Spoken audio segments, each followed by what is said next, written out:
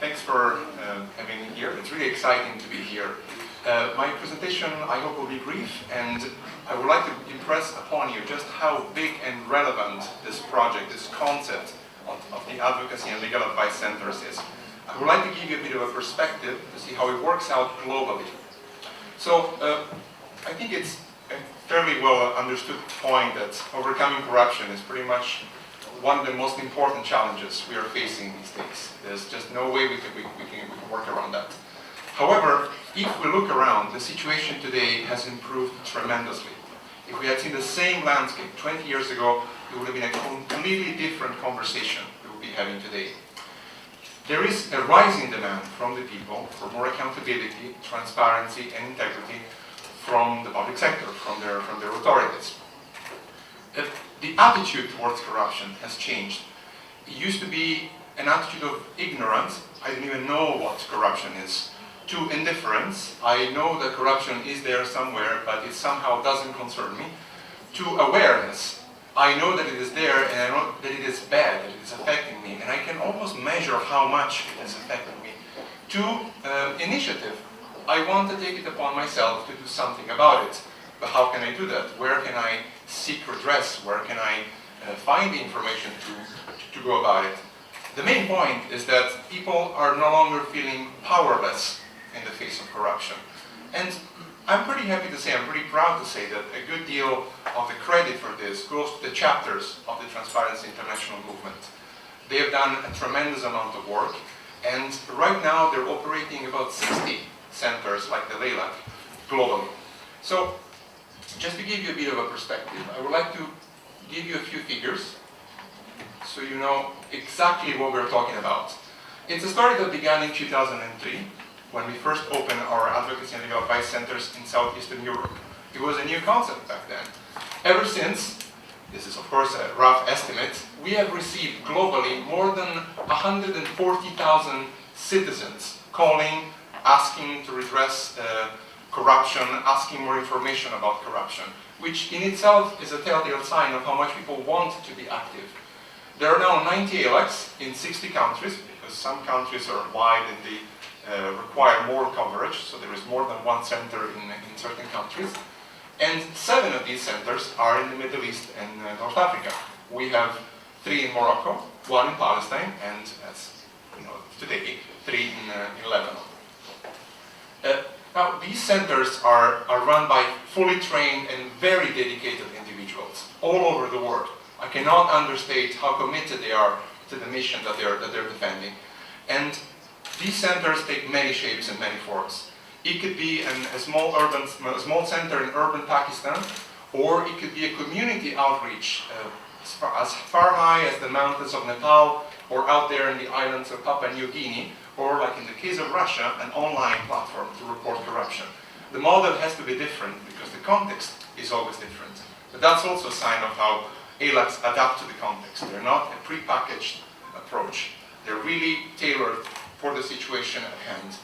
And people who go to the LALACs are from all walks of life. We have from the disempowered, disenfranchised, vulnerable targets to people who are successful entrepreneurs who could be living just as well, not lifting a finger, but they decide that it is time to act, and that's what they do. They go to the LALAC, they call the LALAC.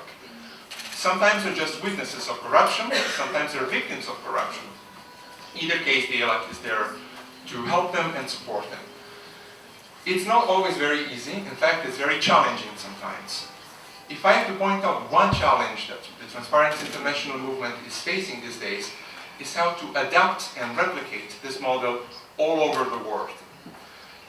It is a fact that these days the governments and the donors and civil society are understanding more and more how this model works, and they're understanding that it's important to invest more resources, more training, more funds in supporting them. One of the worst moments for me when I'm working at the Secretariat of Transparency International is when a center, because that happens, has to close operations because they can no longer fund their staff, or because there are other constraints. And this is really bad because people were placing a lot of trust in the staff of the center. And corruption cases take a while to be dealt with. They're not something like a matter of an afternoon of work. They can take years to be resolved. So, just to give you another few examples, we have several examples all over the world. Thanks to the work of the LALAC, in Liberia, the Whistleblower Protection Act and Code of Conduct for Public Officials was passed. The government was adamant about it not to pass it until the work of the chapter changed the situation. In Ireland, we now have a proposal for the protected disclosure in the public interest bill, which is about protecting whistleblowers in a nutshell. In Kenya, there is now a stronger anti-corruption and public ethics bills. And of course, an example from the region is in Palestine. There is now a citizen budget published by the Ministry of Finance after all the pressure exerted by the Advocacy and Legal Advice Center. Just a few more figures, coming to the conclusion almost. In the Czech Republic, thanks to the work of the LALAC, they have saved 1.5 billion euros as a result of an intervention on a large public tender. That's 15,000 times their annual budget, and many times over the budget of the whole TI movement ever since it started in 1993. Again, in the MENA region, the work of TI Palestine saved up to $7 million in the Ministry of Transport because of the misuse of public vehicles that were costing money in fuel and maintenance. They launched an awareness campaign based on the hard data of the people getting to the LALAC and complaining and saying, I have seen this, I think this is corrupt practice, can we do something about it? So this is how citizen works. So, just to summarize, what LALACs do, they build consciousness in people. They don't just address corruption cases. This is the hard labor, day to day. But over time, they exert a change, slow, gradual, but hopefully lasting change in society. So, just to summarize, LALACs are visible. People know where they are, they trust them, they walk there with confidence. They're very public, they're a direct interface. It's very simple to interact with the LALACs, and you can trust the professionalism of the legal advisor on the receiving end of the call, as well as the security of the data. Your identity will always be protected. And they're successful because they push the reform process. They make sure that the accountability of the government grows towards their citizens.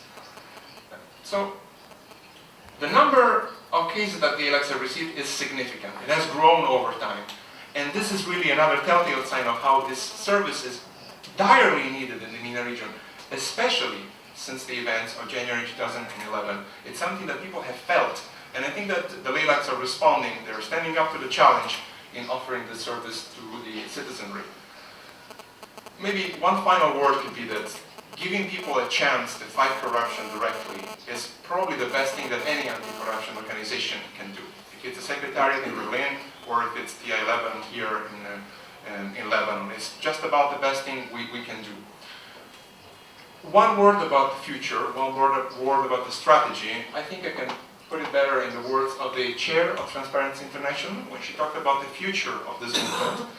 She said that we will engage with people more widely than ever before, because ultimately only people can fight corruption and put an end to it. So, la facade, and thanks everyone.